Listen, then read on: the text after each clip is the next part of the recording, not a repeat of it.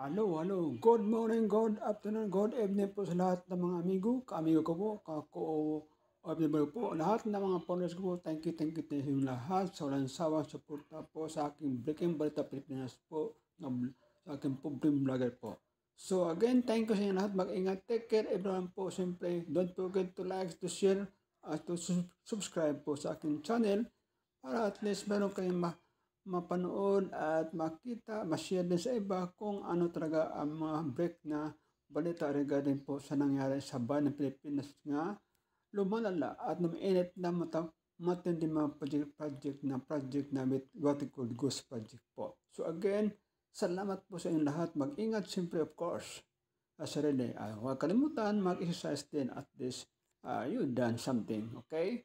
So sa karon mayroon tayong bagong balita o breaking balita na nagsiwalat regarding po sa what we call nangyari o hindi nila nagasuhon sa kanilang partido po sa what we call sa mga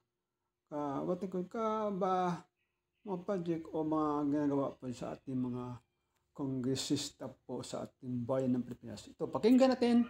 Ito po, ang bagong mainad na si Kiko Barsaga po. Magaling, mabata pa, today is her birthday po. Ito na po.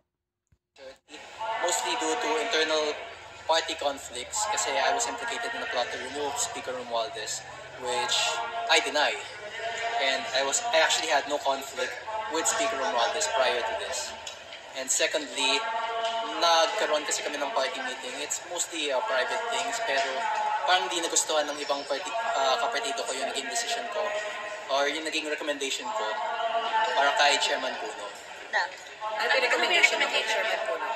I recommended to him that he should, this was all based on limited information, pero I recommended that he should no longer be defending the reputation of the House of Representatives because that's only just furthering the damage towards his own reputation because it's up to the House of Representatives to defend itself. Sorry, can you expound bakit niyo po recommend yung AGS furthering damage? Because the more he defends the House and the DPWH anomalies, or the House from the DPWH anomalies, the more he makes it seem like we are complicit as a party in the said anomalies. Yes, I resigned from the NUP in the House majority, mostly due to internal party conflicts kasi I was implicated in a plot to remove Speaker Romualdez, which I deny. And I actually had no conflict with Speaker Romualdez prior to this.